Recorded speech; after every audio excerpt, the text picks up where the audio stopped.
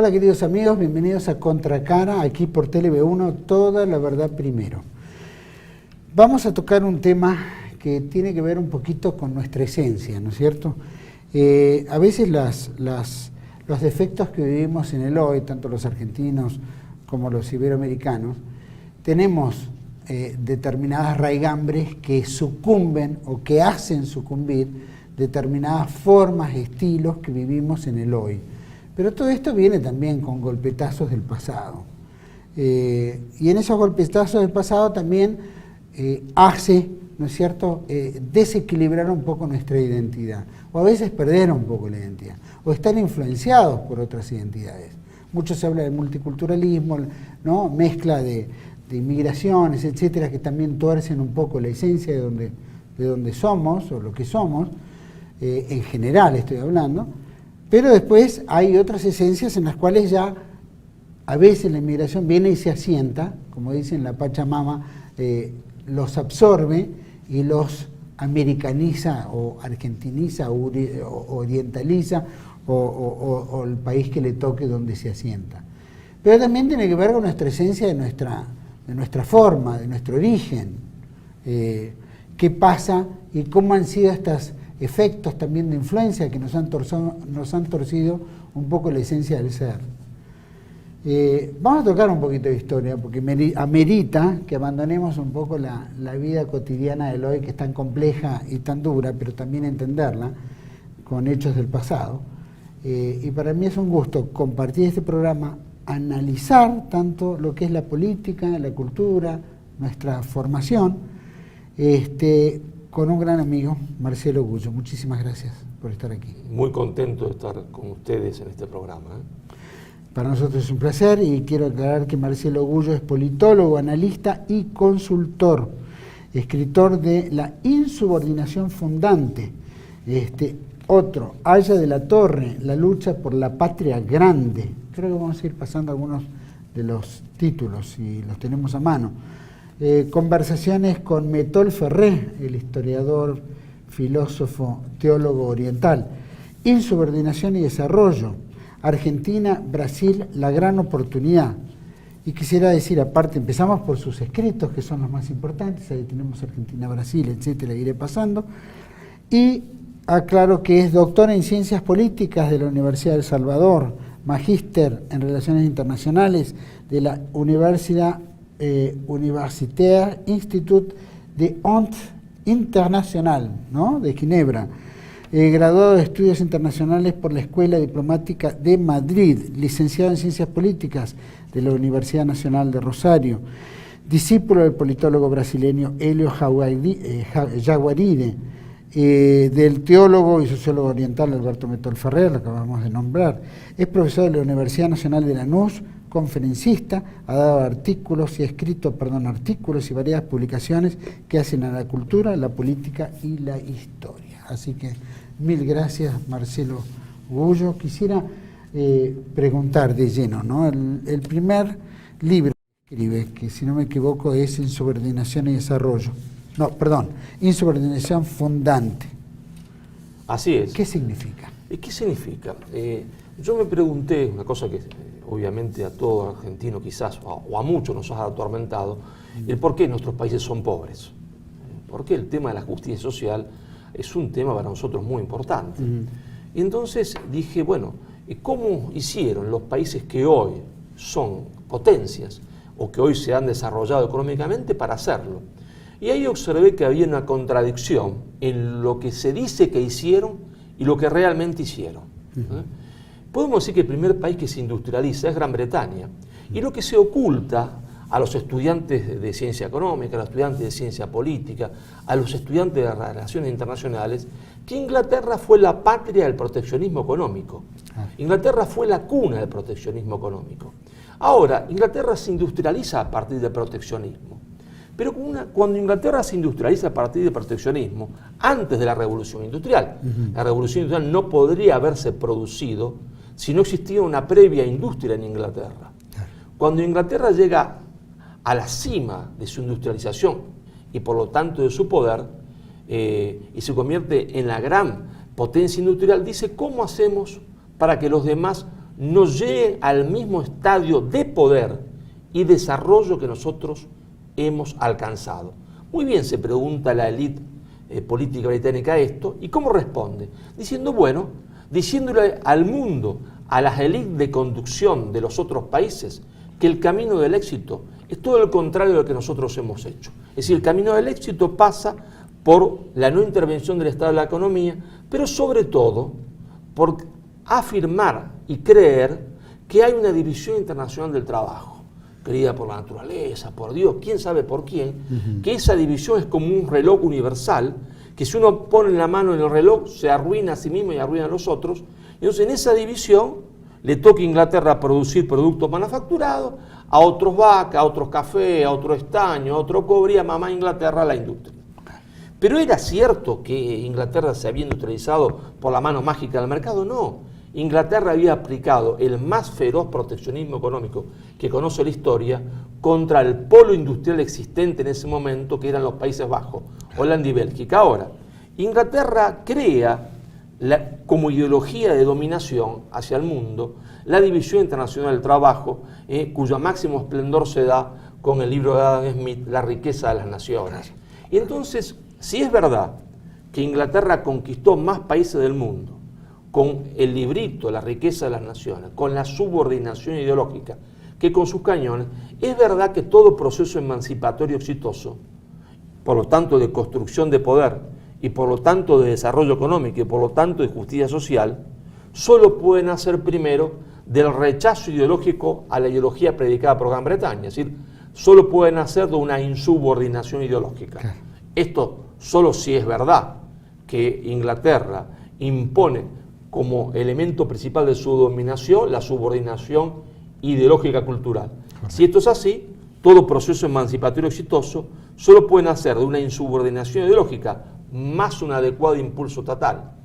Un adecuado impulso estatal que ponga en acto lo que se encuentra a potencia.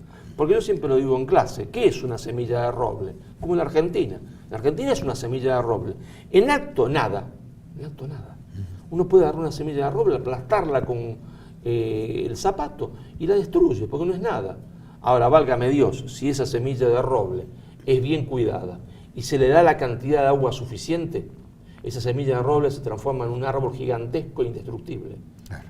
Entonces, el impulso estatal lo que hace es poner lo que está en potencia en acto. Lógico, el impulso estatal, digo yo, adecuado. ¿Por qué? Y bueno, porque si yo en un estatismo loco y extravagante le echo a la maceta donde he puesto la semillita de roble 80 litros de agua, se pudre. Claro. Es un estatismo loco. Ahora, si yo no le echo nada de agua, es el liberalismo loco. Esta se seca, porque no le fui capaz de echarle agua, de darle ese impulso que le hacía falta para que arranque. Entonces el liberalismo lo hace secar, el estatismo loco lo pudre. Entonces es el impulso estatal adecuado. Una insubordinación ideológica más un adecuado impulso estatal es una insubordinación fundante, que origina el poder de las naciones. Entonces yo me pregunté en el libro, ¿es que esto puede ser comprobado históricamente?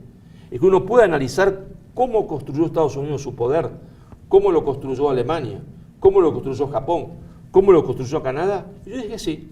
Y en todos esos procesos, independientemente de la cultura, independientemente de la religión, independientemente del momento histórico, tienen un común denominador, como dicen en matemática, un mínimo común denominador. Todos los procesos exitosos de construcción del poder nacional fueron el resultado del rechazo de la ideología dominante más un adecuado impulso estatal. Y pues, si vos querés, un día o ahora, podríamos hacerlo explicando Estados Unidos, explicando Alemania, explicando Japón o explicando Canadá, cualquier caso que vos quieras. Y de lo que fracasaron también, porque fracasaron porque no descubrieron cuál era la ideología de dominación o porque el impulso estatal era inadecuado, por exceso o por defecto. En Inglaterra, en eso no existió el impulso estatal. Sí, claro que existió. Existió y de la forma más extraordinaria que conoce la historia de la humanidad. Habría que ubicarnos, vos sabés, en el año 1550, más o menos, para que nuestros oyentes se ubiquen. Está gobernando Inglaterra Isabel I, ¿cierto? ¿Y quién está en España? Felipe II.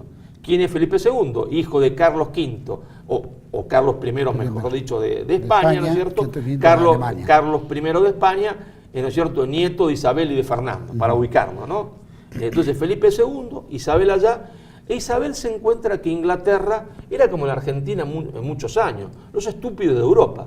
La verdad, los ingleses eran los estúpidos de Europa, como nosotros. ¿Por qué? Porque agarraban la lana en bruto, la vendían sin trabajar, sin ni siquiera limpiarla, a los Países Bajos. Y en los Países Bajos los tipos la limpiaban, hacían la lana y hacían el producto textil. Y después lo vendían a Inglaterra y al mundo. Hasta que Isabel se da cuenta que están haciendo el papel de payaso, de bobos. Entonces dice, no, momentito, la lana está acá. Entonces vamos a industrializarnos acá. ¿Y qué hace? Prohíbe la importación de productos textiles de los Países Bajos. Lo prohíbe. Pero no solo lo prohíbe, porque una prohibición por sí misma nada engendra. Claro. Nunca en la historia de la humanidad una prohibición engendró nada. Positivo, quiero decir. Claro, claro. Si no hay un impulso estatal. Entonces, ¿qué hace Isabel? Trae hoy llamaríamos capitanes de industria, obreros especializados, los lleva de los Países Bajos a Inglaterra. Le regala tierra al lado de los ríos. ¿Por qué le regala tierra estatal al lado de los ríos? Porque en los ríos era la fuerza motriz, la fuerza hidráulica. No se había inventado la máquina a vapor. Entonces le regala terrenos, le da subsidio estatal, le asegura un mercado interno, porque es en el gobierno de Isabel la primera vez que hay establecido un salario mínimo y alto en Inglaterra. Si crea un mercado interno para esa manufactura. La explotación del obrero inglés es posterior, en 1750, no con Isabel. Entonces, hay un impulso estatal gigantesco, al punto tal que es un impulso también a la tecnología, porque vos inventabas algo. Entonces, ¿qué te pasaba? Decías, muy bien, inventó esto, es útil. Te nombraban, te das cuenta, caballero. Venga la nobleza. Claro. Y te daban también un subsidio a perpetuidad por haber inventado algo que favorecía a la industria. Si te daban, te subían, ¿no es cierto?, en el tema social, claro, te daban un mayor nivel que era importante para la época, y a su vez tenías una recompensa económica. Es decir, que Inglaterra fue la cuna de la intervención del Estado en la economía, pero una intervención no loca, una intervención inteligente, es decir, un adecuado impulso total más un proteccionismo económico. Lo que Inglaterra maravillosamente hace, la ley de conducción, es darse cuenta que eso es lo que tiene que evitar que hagan los otros. Tienen que evitar que los otros hagan lo mismo que ha hecho Inglaterra. Y para eso hay que decirle al mundo que el camino del éxito es todo el contrario el que ha seguido justamente Gran Bretaña. Y entonces los giles del mundo empezaron a hacer lo que los ingleses decían que había que hacer, pero no lo que los ingleses hicieron. Tal cual.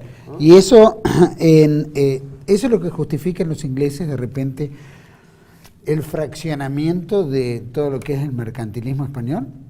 Bueno, los ingleses, ¿no es cierto?, miran a Hispanoamérica como un bocato di cardenales. Claro, es un mercado increíble. Como un bocato di cardenales. Sobre todo lo empiezan a mirar muy específicamente después que los Estados Unidos se independizan. Los Estados Unidos hace la primera insubordinación fundante de la historia. Quizás porque conocían a la mamá. Como conocían a la mamá y sabían que la mamá no era tan santa, entonces cuando George Washington es presidente, pone de ministro de Economía, no se llama ministro de Economía, allá se llama secretario del Tesoro, pero en realidad es nuestro equivalente, ¿cierto?, a nuestro viejo ministro de Hacienda, hoy ministro de Economía. Claro. Y era un muchacho jovencito, 33 años, un pibe, Alexander Hamilton.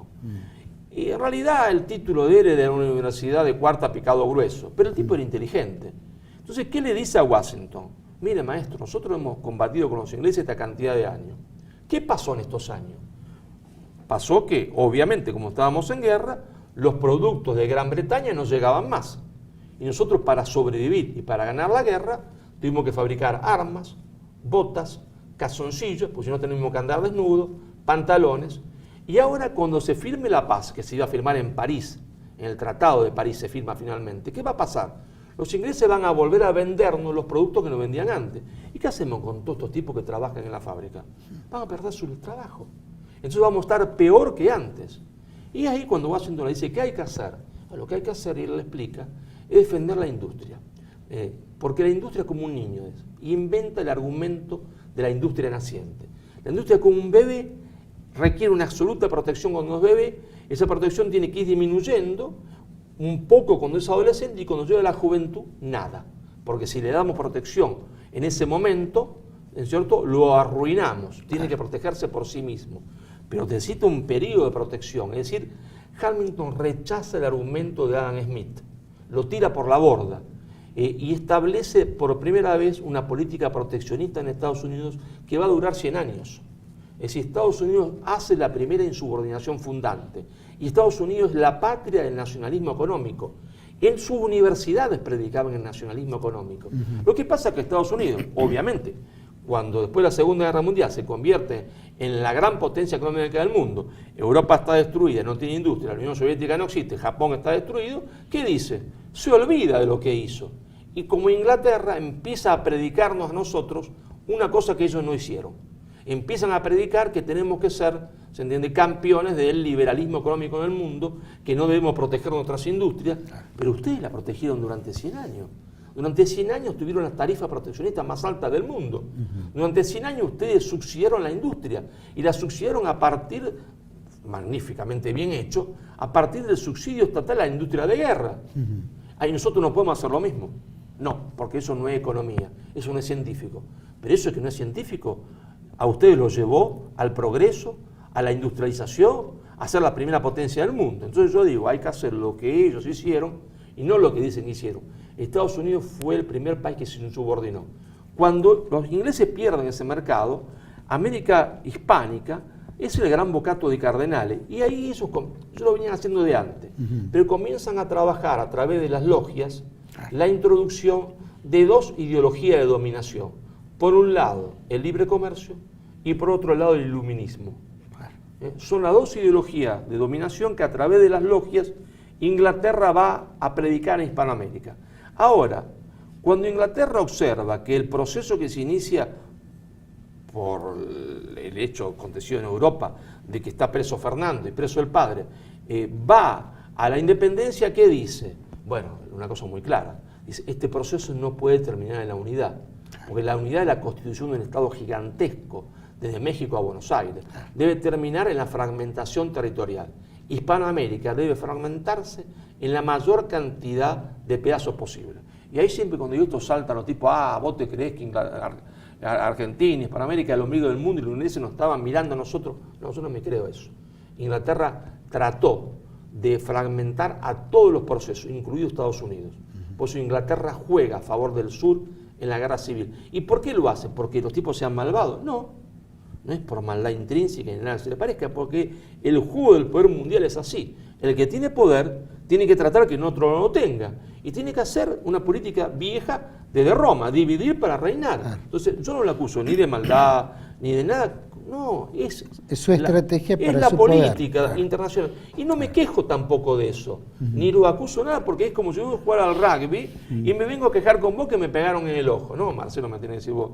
Ahí te pegan. Y claro, es así, no estás jugando al fútbol. Entonces yo no me quejo de eso. Solamente digo cuál es su política y cuál debe ser la mía, para poner a ganar el partido. Claro. Entonces la política de ellos fue fragmentar Hispanoamérica en la mayor cantidad de pedazos posible, porque sabían la potencialidad que estaba encerrada en Hispanoamérica. Sabían que Hispanoamérica era una semilla de roble, pero si ese roble se independizaba con unidad, si conservaba su unidad, esa semilla iba a ser el roble más grande de la tierra. Sin duda. Bueno, lo lograron creando casi 30 y pico de repúblicas, ¿no? Hablando también con las islas del Caribe.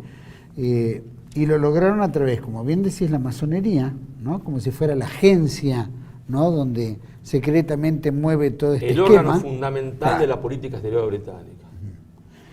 Y claramente esto no lo interpretan algunos, pero ¿quiénes son los países de América, llamémoslo, de alguna manera que se hacen eco? ¿Cuáles son los que se hacen eco, decir, como para decir, nosotros queremos generar un industrialismo propio? ¿Brasil, probablemente? ¿Lo tenía Brasil? Bueno, el caso de Brasil es un caso aparte. Estamos hablando del siglo XVIII, siglo XIX. El caso de Brasil es un caso aparte porque el Brasil es la América lusitana que no se fragmentó. ¿No es cierto? El Brasil logra conservar su unidad territorial. ¿Nosotros qué somos? Argentina, Perú, Bolivia, Uruguay, Chile. Nosotros somos la América española, Hispanoamérica, que se fragmentó. Nosotros somos argentinos, bolivianos, colombianos, fragmentos de un todo. Fragmentos que nos creímos todo. Nos creímos que éramos un todo. No, nosotros somos fragmentos de un todo. Fragmentos de un todo, de una patria vieja, decía el nacionalismo uruguayo, de una magna patria, decía Rodó, mientras que Brasil logra conservar su unidad nacional, su unidad territorial, no se fragmenta. Brasil, la América lusitana no se fragmentó, pero sin embargo, como la élite portuguesa, después, ¿no es cierto?, brasileña, o si vos querés, luso-brasileña, había pactado con Gran Bretaña, acepta el libre comercio. Entonces, el Brasil no se va a industrializar hasta la llegada de Getúlio Vargas. Hasta la llegada de Getúlio Vargas. Entonces, es un caso, en cierta forma, distinto del proceso hispanoamericano. El proceso hispanoamericano es la aceptación de toda la política británica. Fragmentación territorial y aceptación del libre comercio. Después del fracaso, ¿no es cierto?, del proceso de independencia, que en vez de terminar en la unidad, termina en la fragmentación territorial. Si vos decís la verdad, y la verdad es que el fracaso de San Martín se llama Argentina, se llama Chile, se llama Uruguay, se llama Perú, porque San Martín lo que quería es la constitución de un gran Congreso Constituyente para un Estado que abarcase desde el Pacífico, desde Lima hasta Buenos Aires. Entonces, el fracaso de San Martín se llama Argentina. O sea, para esa perspectiva de San Martín, después volvemos para atrás, ¿no?, implicaba no la independencia per se, sino una especie de unión sudamericana en las cuales tuvieran como un parlamento propio y trabajaran de otra manera que repúblicas independientes. La independencia sin unidad no era nada. Y esto lo entiende también Bolívar, que Bolívar era un hombre, a diferencia de San Martín, ambos vienen de la mano británica, llegan a América. Ninguno de los dos nunca fue un agente británico. Eso es falso. Aunque Bolívar estaba más influenciado por los británicos que lo que estaba influenciado San Martín. Al punto tal que si bien Bolívar tiene una influencia británica muy grande, cosa que San Martín no tiene en su propio ejército, Bolívar en un momento determinado se da cuenta que los ingleses lo han ayudado hasta un punto, hasta el punto que la independencia está casi hecha y entonces tienen que quitarle el apoyo para que termine la fragmentación. Él se da cuenta de eso. Cuando se da cuenta de eso, de que los ingleses lo han utilizado, de que ha sido instrumento de los ingleses, porque los ingleses lo ayudan hasta acá y de acá para adelante lo boicotean, entonces él dice el decreto de suspensión de las logias. Y cuando hace el decreto de suspensión de las logias y las persigue, se le viene la noche.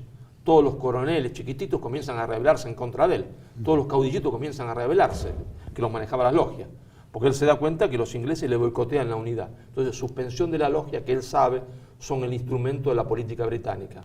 E incluso, una cosa que se desconoce, aún lo que se llaman bolivarianos o admiradores de Bolívar, se conoce que Bolívar, en esa situación, manda un emisario a charlar con Fernando VII y decirle, mira, hagamos una cosa, yo estoy a punto de la victoria final. Pero la victoria final implica la independencia sin unidad, porque nos vamos a fragmentar. Y la independencia sin unidad no es independencia. Entonces hagamos una cosa, yo renuncio a la independencia, pero venga usted, esto está en los archivos, venga usted y gobierne desde México o desde Lima y mantenga la unidad, con una monarquía constitucional. No le pido más que eso, pero gobierne desde México o de Lima, a semejanza como están haciendo los Braganza, que están gobernando desde Río, y mantenga usted la unidad. ¿Y por qué Bolívar se desespera y pide esto? Cosa que se oculta hoy. Ni se sabe. No, se oculta. ¿Y por qué? Porque él se da cuenta, y ahí su desesperación, que la independencia sin unidad no es independencia. Porque la independencia sin unidad es caer en las manos británicas y después en las manos norteamericanas. Y esa es la desesperación de Bolívar y de San Martín.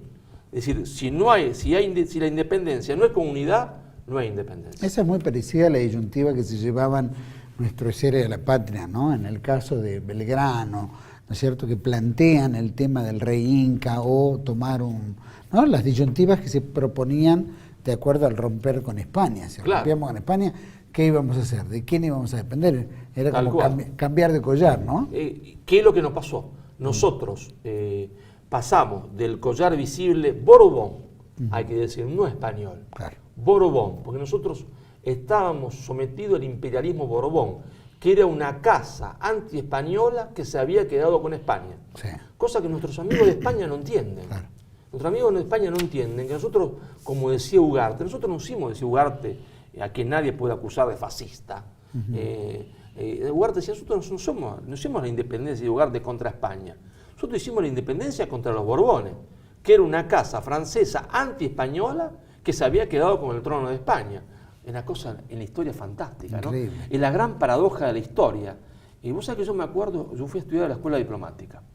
Y era jovencito, impulsivo a los 24 años, y ese año festejaban no sé qué cosa de Carlos III. Yo tenía la vena así. Era alumno de la escuela diplomática, Claro. no podía decirlo. Pero hay momentos que se me salía el indio, digo, que vamos a festejar a Carlos III, a Carlos III, el tipo que en el Río de la Plata nos hace el más daño posible, que abre por primera vez la economía, es el proto Martínez de Oz, es el hombre que expulsa a los jesuitas y nos deja en nuestras fronteras cultural, geopolítica y militarmente indefensa, y que pacta con los ingleses. No, yo no lo podía soportar. Pero esto, como no hay revisionismo histórico profundo en España, como el revisionismo histórico de ellos es superficial, quieren revisar la Segunda Guerra Mundial. No, muchachos, ustedes están equivocados, tienen que revisar desde la Guerra de Sucesión. Claro. Hay que revisar, porque ahí comienzan los problemas de España. Claro. Nosotros no nos rebelamos contra España, nos rebelamos contra el imperialismo Borbón, Claro. que nos había convertido en colonia. Y entonces ahí la disyuntiva era independencia con unidad, porque si el proceso de rebelión hispanoamericano no terminaba en la unidad, íbamos a pasar del collar visible Borbón al collar invisible inglés. Claro. Y fue lo que nos pasó. Pasamos al collar invisible inglés, pero no dejamos de ser perros. Sin duda, todas estas logias que trabajaron en los diferentes países para lograr esa fragmentación y crear la multiplicidad de repúblicas que se conformaron, tuvieron éxito, sin duda, y se hicieron eco. ¿Por qué? ¿Qué era? ¿Qué arraigambre tenían muchos de los tipos que aceptaban este esquema? No había arraigambre, una popular en eso. Lo que había era una lógica que hay que entenderla, que les daba poder. Es decir, ¿qué es lo que había pasado durante el periodo español? Que los tentaba también. Sí, pero ¿qué es lo que había pasado durante el periodo español, antes de la llegada de Carlos III, fundamentalmente? A partir de Felipe II. Lo que había pasado que sin España proponérselo como política, se había desarrollado una industria, un cordón protoindustrial que iba desde Bogotá a Córdoba, al Tucumán. Ese cordón protoindustrial, que era el corazón, el espinazo de la América española, vivía de la industrialización incipiente. En cambio, en las periferias de la América española, ¿qué estaban? Las polis oligárquicas. Buenos Aires, Valparaíso y Santiago, que era su puerto, Santiago de Valparaíso, que era su puerto, Caracas con las Guairas, y en esas polis oligárquicas había un sector que no eran los fundadores de la ciudad, que eran llegados con posterioridad, que se dedicaban al contrabando. Esos que se dedicaban al contrabando estaban de cara al mar o al río mar, como es el Río de la Plata, y por lo tanto de cara a los ingleses. Y los tipos quieren que el proceso de independencia termine en la desunión. ¿Por qué? Porque a ellos les interesa un Estado chiquitito que ellos puedan controlar la cadena de distribución. A la mafia contrabandista de Buenos Aires, que no son los fundadores, que abarcaba con su cadena de distribución de contrabando máximo hasta Córdoba o Tucumán, le interesa que el Estado sea eso. Pero eso tiene mucho poder, porque tiene el poder, se entiende, que le da Gran Bretaña. Claro. Pero eso es antipopular incluso en Buenos Aires. Y por supuesto mucho más antipopular en el interior. Pero tienen la fuerza de las logias y tienen la fuerza del dinero. Y con la fuerza de las logias van a controlar al ejército argentino, que no nace en 1810, nace durante las invasiones inglesas. Y es un ejército al estilo griego porque la gente elegía a su propio jefe. Ellos van a controlar ese ejército a través de las logias y con el poder económico tienen un ejército formal. Tienen el ejército con uniforme, el ejército con armas de fuego y la Armada. ¿No? Y al interior del país que le queda. Al interior del país que quiere que el proceso de independencia termine en la unidad, que tenga proteccionismo económico, a ese le queda la lanza, el cuchillo, la tacuara y el caballo. Y entonces eran ejército de línea contra montoneras. Pero la idea de la fragmentación, la idea del liberalismo económico, del libre comercio, nunca tuvo regrembe popular. Incluso no lo podía tener. ¿Por qué? Porque esta serie de contradicciones, es decir, lo que querían libre comercio querían patria chica, lo que querían proteccionismo económico querían patria grande o gran patria. Claro. Y lo que querían libre comercio, patria chica, a su vez querían iluminismo. Es decir, consideraban que cultura era solo lo inglés y lo francés, porque España era la barbarie, de los Pirineos para el sur era el África, y de los Alpes para el sur era el África. Y entonces el iluminismo, ¿qué se proponía? Desterrar del corazón de las masas toda idea de la trascendencia. Y eso una vez un alumno me preguntó, profesor, ¿y por qué Inglaterra estaría interesada en desterrar del corazón de las masas toda idea de trascendencia? Y yo sé que son las preguntas las que te obligan a reflexionar, Claro, y claro. a contestar de forma coherente. Así se aprende más también, se investiga más, ¿no? Claro, muy sencillo, Se porque piensa. Inglaterra sabe que en el origen del poder de las naciones siempre hay una fe fundante, cualquiera sea esta, siempre hay una fe fundante. Y cuando esa fe fundante no existe, el Estado va, o la nación, a la decadencia. Entonces, a través del iluminismo, Inglaterra quiere inhibir la construcción del poder nacional en Hispanoamérica, quiere eliminar la fe fundante. Por eso va a predicar el iluminismo, y por eso Fermín Ched decía una frase que a veces no explicaba, si uno no le preguntaba. Él decía: la primera ideología de dominación entre nosotros no fue el libre comercio, fue el iluminismo. ¿Por qué? Porque el iluminismo se propone desterrar del corazón de las masas cualquier idea de trascendencia. Y desterrada la idea de trascendencia, viene el relativismo cultural. Y si no hay trascendencia, ¿qué es lógico? Lo lógico es que si no hay trascendencia, vivir el presente hoy. ¿Para qué voy a sacrificarme? ¿Sacrificarme para qué? Ni siquiera para hijos, no quiero tener más hijos porque no hay idea de trascendencia. Entonces, es la forma perfecta de impedir la construcción del poder nacional de un pueblo. Vamos a ir a un pequeño corte, pero antes te voy a dejar picando desde el punto de vista de todo esto, que de alguna manera lo has planteado muy bien, cultural y económicamente cómo han influido a través del iluminismo y el libre comercio y cómo se ha implementado a través de las logias. Me gustaría saber el término de patria grande, porque recién lo mencionaste, patria grande y patria o gran patria. En la patria grande, el concepto de patria grande, ¿quiénes son los primeros que lo empiezan a hacer? ¿Cómo es el concepto de esa patria grande que se plantea, aparte de todo lo históricamente expresado? Y vamos a ahondar un poquito en eso, porque es una palabra que se utiliza mucho, tal vez se tergiversa. ¿Vamos después del corte? Vamos después del corte, Vamos. ya volvemos. Volvemos enseguida con Marcelo Gullo, politólogo y mucho más. Ya volvemos.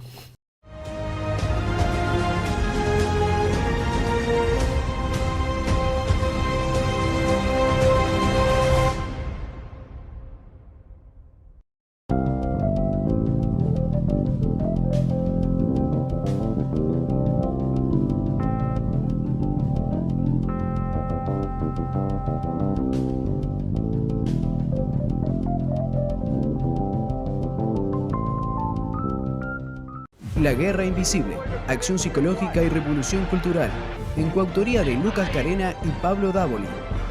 El libro que revela las maniobras de manipulación psicológica y cultural. La Guerra Invisible, Acción Psicológica y Revolución Cultural, disponible en mercadolibre.com.ar. La Guerra Invisible, Acción Psicológica y Revolución Cultural.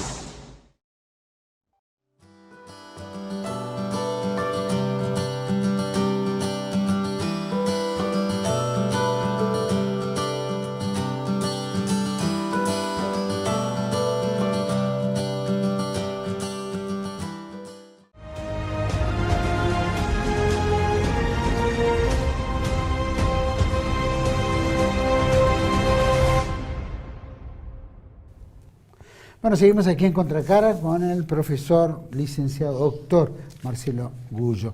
Estamos hablando sobre un poco la historia, que era lo que nos traía hasta ahora, pero el término patria grande, ¿no? ¿Cómo es el concepto de patria grande?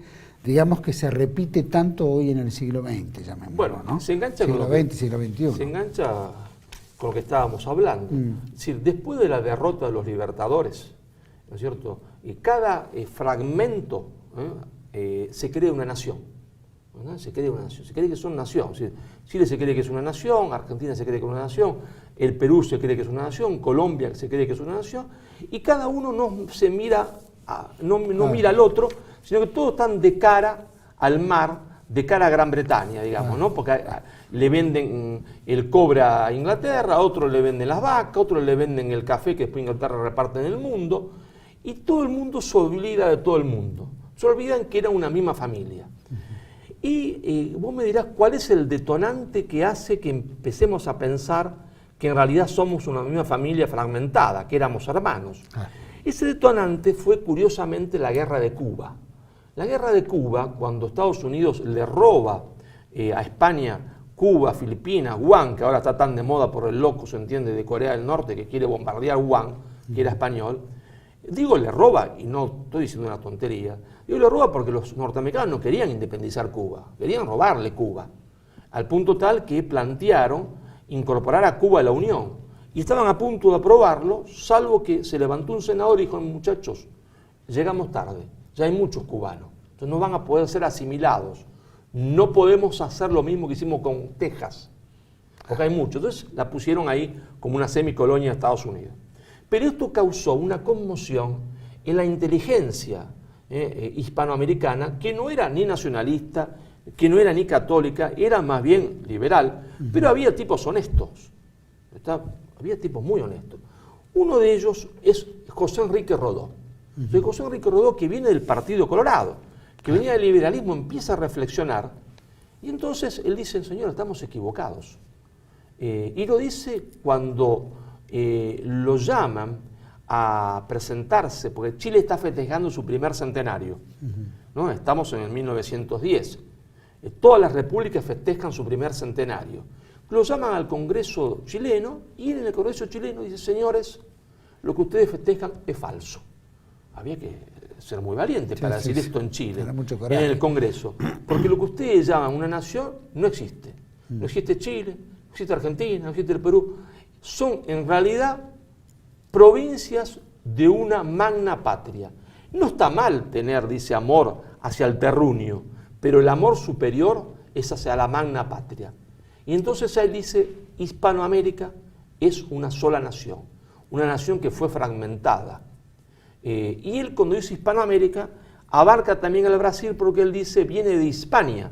Y la Hispania romana abarcaba España y Portugal. Porque la primera fragmentación lograda por Gran Bretaña fue la fragmentación en la península ibérica. Y entonces, esto de Rodó, que escribe un libro que hoy nos parece a los alumnos aburrido, decimonónico, el Ariel, recorre América Latina como un reguero de pólvora, como una cólera. Se vende como pan caliente. Hacen ediciones en México. Y en México hay otro tipo que tampoco viene del nacionalismo, tampoco, que es José Vasconcelos, crea un centro arielista.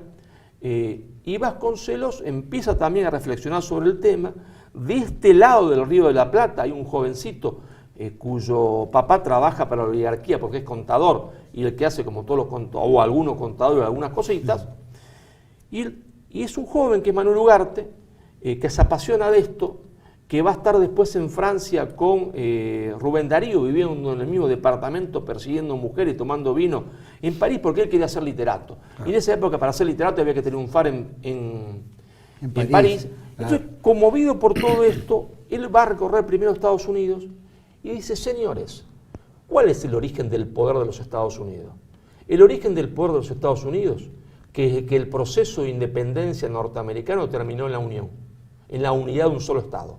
¿Qué sería el poder de Estados Unidos si Maryland, si Nueva York, si Virginia fuesen estados independientes? Nada.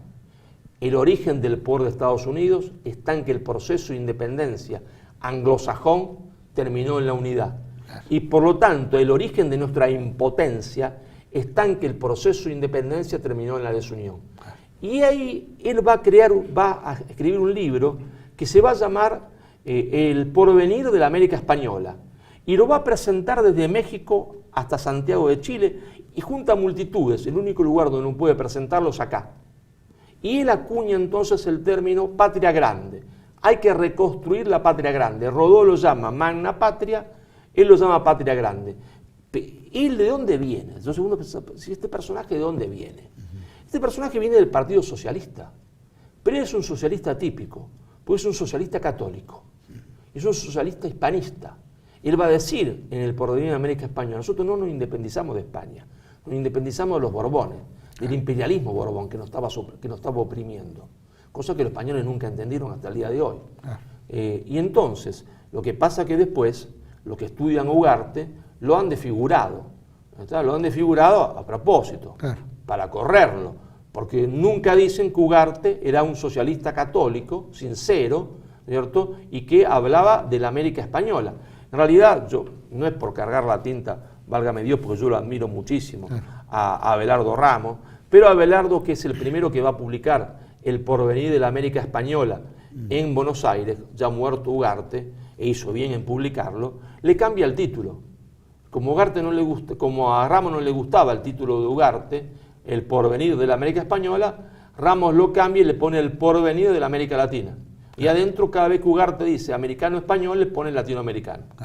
El libro es el mismo, pero cambia. Entonces, aparece el nombre Magna Patria, Patria Grande, y después en México Vasconcelos, porque vos fijate, lo de Rodó en realidad es un llamado a los jóvenes.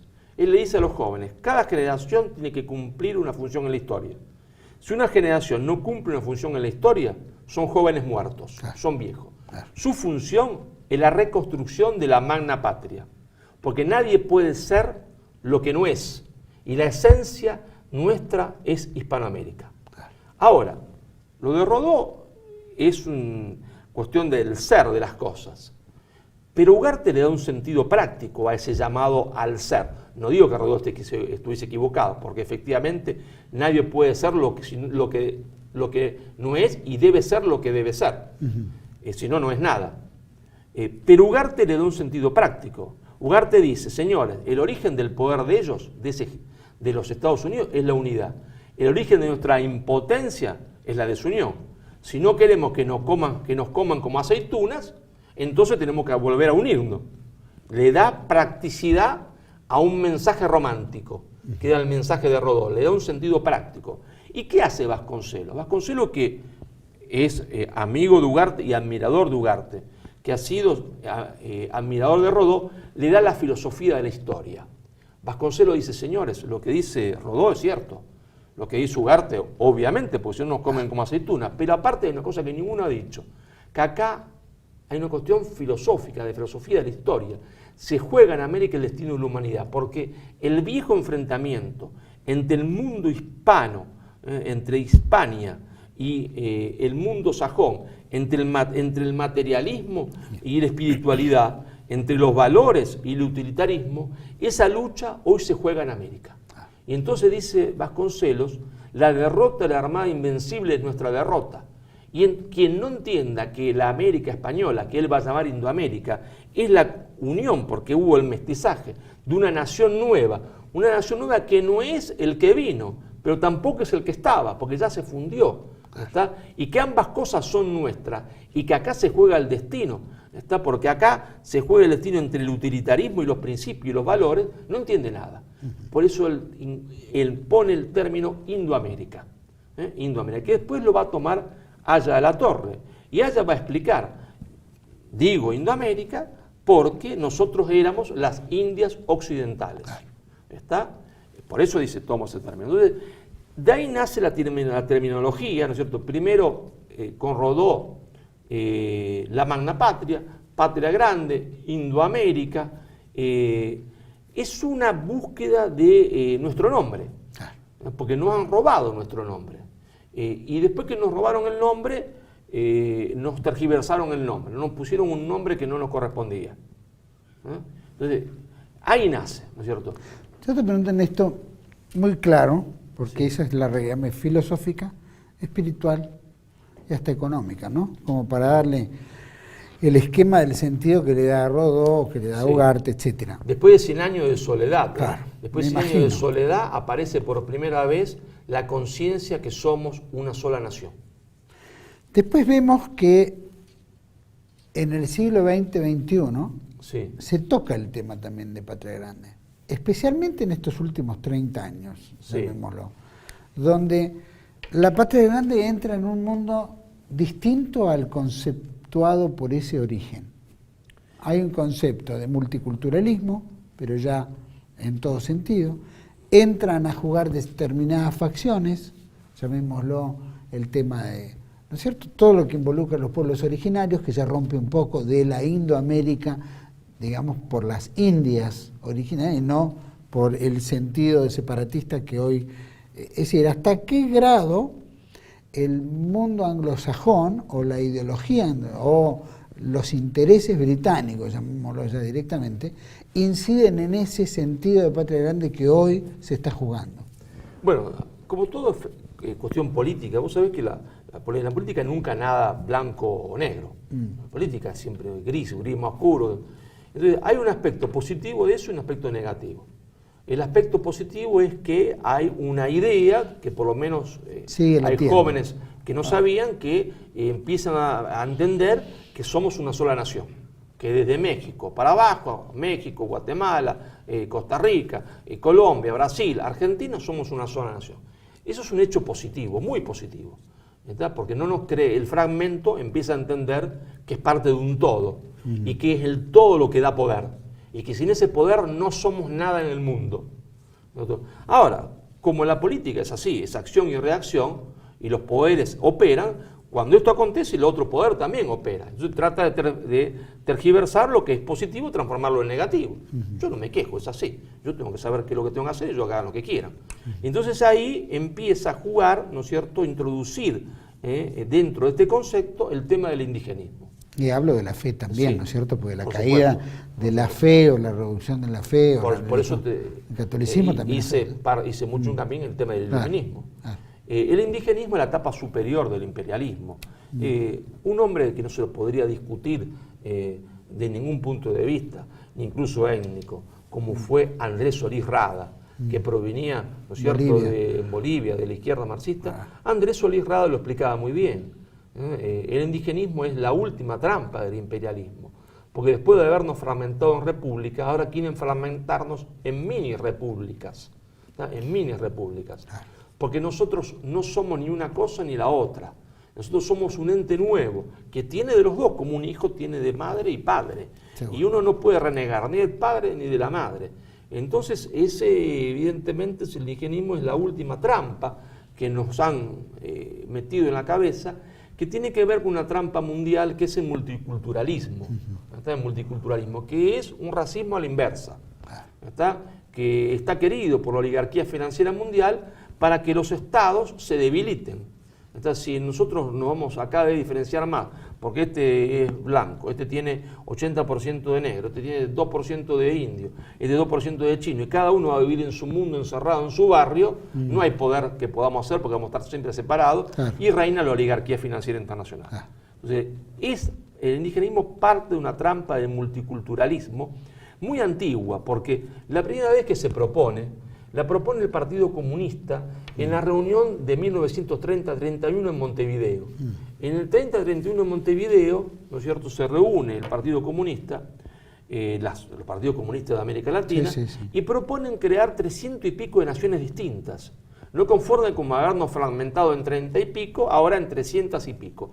Y lo más gracioso de toda esa reunión de Montevideo, que en Argentina no encuentran muchas naciones indígenas. Entonces dicen, bueno, no importa.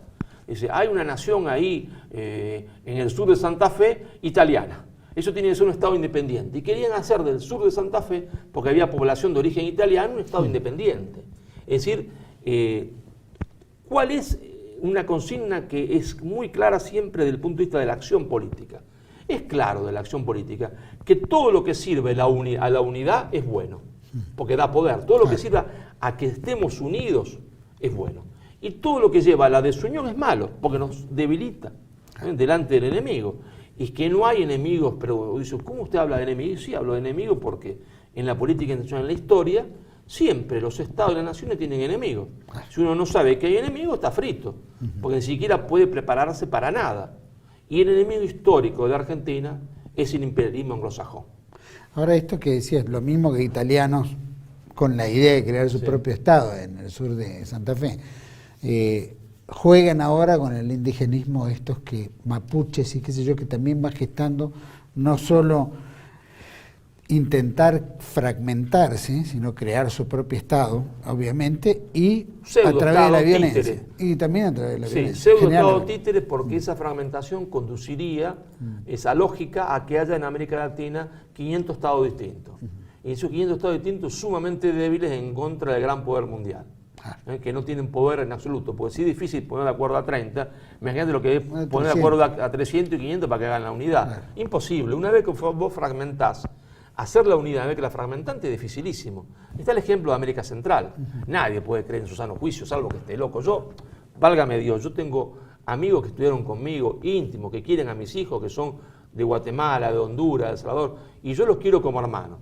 Pero yo tengo que decirle, ustedes no pueden decirme en su sano juicio, está que El Salvador es una nación distinta de Guatemala, que Honduras es distinta de Nicaragua, cuando yo en bicicleta en 3 días recorro 3 países. Ellos se ofenden, pero es así. Bueno, No era pueden la decir- Gran Colombia, si no me equivoco, con Panamá. Y hasta la prácticamente, Gran Colombia ¿no? hasta Panamá Hasta llegaba. Panamá. Digo, no pueden decirme eso. El fracaso de Morazán es lo que quiso hacer la República de América Central, es lo que implica que existan estas repúblicas.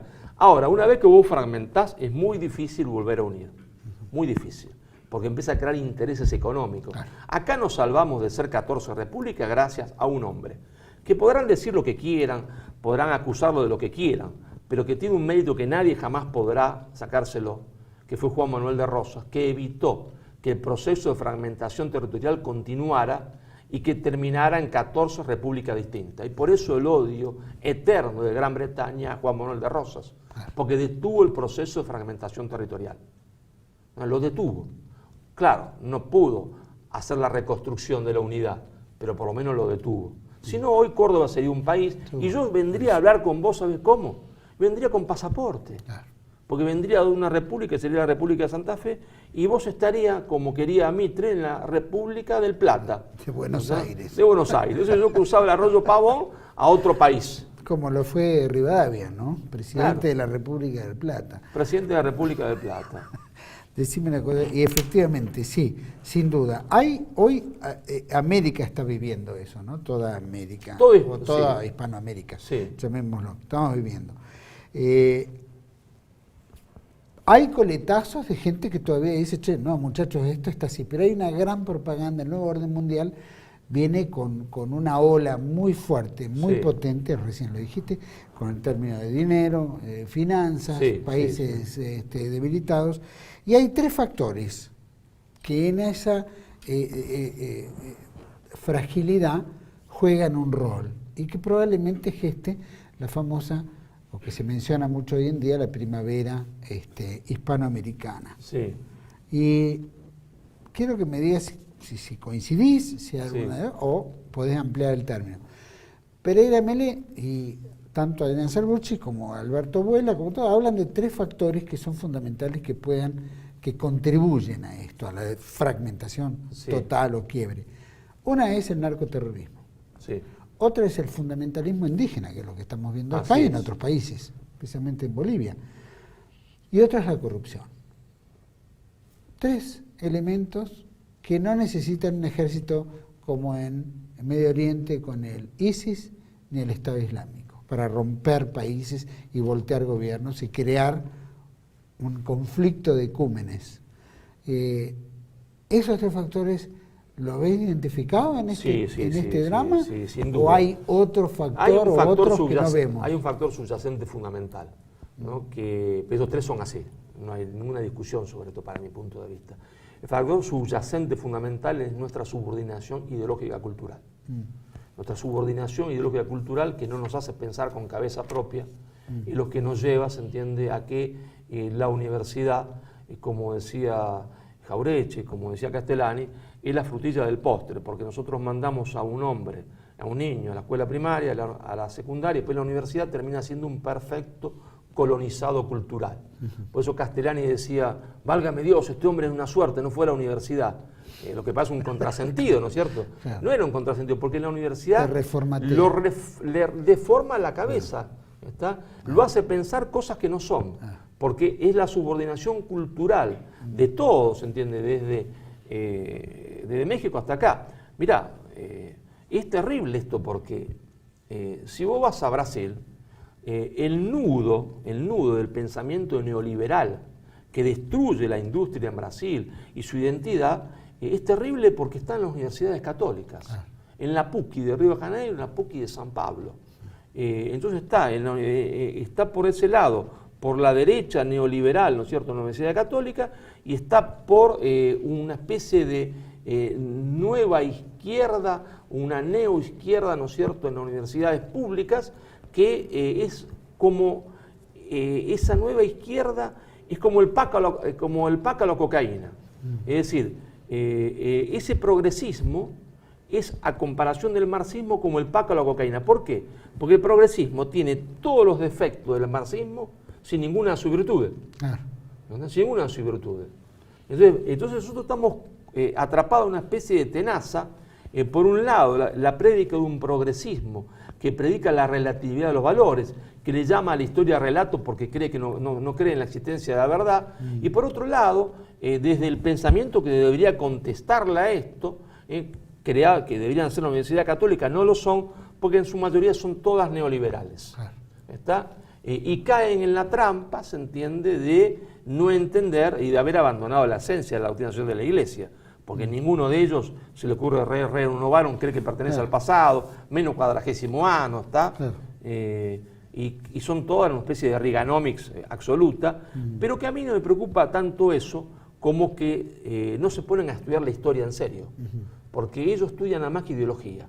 No estudian, volviendo a este libro de la insubordinación fundante, no estudian realmente cómo construyó su economía Estados Unidos, no estudian cómo construyó su economía el Japón, no la estudian como la construyó Alemania. Entonces hay peladitos que salen por televisión hablando de economía y no saben que Alemania tuvo un Banco Nacional de Desarrollo. Claro. No saben que Alemania tuvo un Banco Nacional de Desarrollo. Ahí. No saben que Toyota 4 veces fue rescatada de la quiebra por el gobierno japonés. 4 veces fue rescatada de la quiebra. Increíble. Bueno, ahí vamos a ir cerrando, pero para cerrar, recién habló la nueva izquierda esta, o progresismo, llamémoslo, el liberalismo. ¿En qué sector está el bien pensante? ¿Cómo lo identificamos? ¿Cómo se identifica un tipo? Este es bien pensante porque reúne el tema de la fe, un poco lo que hablaba Castellani, etc. ¿Qué nombre se le da? No hablemos de derecha, porque ya la derecha ahora es liberal, o la izquierda no sé qué, el centro no sé cuánto, se ha desdibujado absolutamente todo. Pero cuando uno tiene que calificar en eso, ¿cómo lo califica? Yo creo en esto que hay que seguirlo a Arturo Jauretche, ¿no? Cuando él hablaba del pensamiento nacional. Y ser extremadamente, digamos, demonizado, amplio y tolerante en ese sentido. Entonces, todo lo que favorezca la unidad es bueno. Lo que no favorece la unidad es malo. Todo lo que implica un esfuerzo de reflexión con cabeza propia, sin estar subordinado ideológicamente, es un esfuerzo de reflexión bueno. Después discutimos los puntos, ¿está? Pero va en el camino de la buena dirección, camino de la unidad, el camino, se entiende, la reflexión con cabeza propia. Todo lo que implique, ¿no es cierto?, la denuncia de la principal situación que tenemos nosotros, que es la situación de dominación, por parte del verdadero imperialismo, que es el imperialismo anglosajón, el imperialismo concreto, no el imperialismo abstracto, es bueno. Entonces, tenemos que ir viendo así por grandes trazos, por grandes trazos. ¿Por qué? Porque nuestro estado de confusión es tan importante y de desarme doctrinario ideológico es tan importante que nuestro pensamiento se ha transformado en difuso. Hemos sufrido una grandísima derrota cultural. Esa grandísima derrota cultural hace que haya que reconstruir las cosas. Pero para reconstruirla hay que empezar a identificar cosas. Bueno, hacia dónde va, quiere la unidad, eso está bien. Quiere la reconstrucción de la industria nacional argentina, eso está bien. Identifica que el problema nuestro es la deuda externa que viene desde el origen de la historia, como Rivadavia, y que eso no hace dependiente, y qué cosa hay que terminar, eso es bueno. Entonces hay que sentarnos a pensar y a hablar así. Piensa la deuda bien, sentemos a hablar con él. La unidad, bien. Identifica el imperialismo anglosajón. Sabe que fue el Tratado de Madrid, bien. Entonces hay que hacer en ese sentido, formar una mesa, no quiero usar la palabra consenso, que no le gusta al amigo Huela, que es un gran maestro mío, pero en el sentido, se entiende, de que tenemos que identificar los grandes vectores que nos conducen a la unidad de pensamiento y después a la profundización de ese pensamiento. Y por el momento es tan grande la confusión, ¿está? Y la desaparición de los grandes maestros que hemos tenido, que no existen más. Nuestras grandes producciones se han acabado. No quiero decir con esto que no haya excelentes personas que estén pensando, no quiero decir esto. Que debemos de vuelta hacer como primera cosa esto. Pero va a ser un proceso largo. Un proceso largo porque la derrota cultural nuestra es muy profunda. Muy profunda. Marcelo Gullo, muchísimas gracias. Gracias a vos por permitirme estar acá con tu audiencia. Para mí ha sido un gran gusto, una gran alegría. Para nosotros también, estoy convencido que nuestra audiencia está muy satisfecha y aparte ha sido muy rica esta entrevista. Así que mil gracias por haber estado aquí. Y te tendremos muy pronto para tocar muchos temas, supongo. Gracias. Gracias. A todos ustedes, bueno, creo que ha sido muy claro. Gullo en este aspecto ha dado en la tecla, ¿no? La unidad, el criterio, es lo que hace la fuerza, la fe, ¿no es cierto? Todo lo que involucra nuestra ecúmene, ¿no? Hispanoamericana, que debemos mantener como una esencia de futuro, ¿no? De trascendencia, seguir más adelante, no morir acá, ¿no es cierto?, que es lo que nos impone el iluminismo o todo este progresismo, la nueva izquierda, el liberalismo, que es la antítesis de todo lo que queremos de benevolencia, que es separatismo, que es confusión, multiculturalismo mal interpretado, romper con temas que tienen que ver con la fe, con la esencia, el género, ¿no?, la ideología de género, y todas estas nuevas ideologías que la globalización nos ha traído y que ha hecho una gran melange, una confusión, donde, como recién decía Gullo, había antes determinados personajes que eran indiscutibles, unas cabezas de un criterio poco común y bien asentado, con patitos en fila, como diríamos, y que no están, quedan la herencia, y hay tipos, hay muchos intelectuales hoy en día que son muy valiosos y que siguen con la posta, pero la fuerza de lo que tenían ellos en un momento de una época donde no existía este grado de comunicaciones y la gente leía, por lo menos, la imagen no es el efecto que impacta y rompe un poco con todo lo que tiene que ver con la esencia del análisis y el libre albedrío del criterio. Estamos como los de hoy, están medio desamparados, batallando contra unos molinos de viento como le ocurría a Don Quijote, en un mundo muy, muy dispar, muy complejo y muy dominado. Entonces, solamente para pocas mentes despiertas pueden poder identificar dónde ir. Yo creo que acá Gullo nos ha permitido eso, y te agradezco realmente, Marcelo, en este aspecto, porque nos ha abierto un camino bastante interesante de volver a repensar esto. No tanto si, bueno, que España, que queremos España, no, sino en la esencia profunda. Vuela a través de sus clases de metapolítica, que vale la pena y recomiendo, algunas están subidas en TLV1, habla sobre estos temas, ¿no? ¿Cuáles son las antítesis que la metapolítica nos trae hoy en día, las disyuntivas de nuestro tiempo, donde se disputan cuestiones entre historia y memoria, ¿no? ¿Dónde queda y cómo se desdibuja la esencia de la realidad, del ser propio y de lo que estamos llamados a hacer o el destino? Pero también está minado ese camino con una serie de confusiones.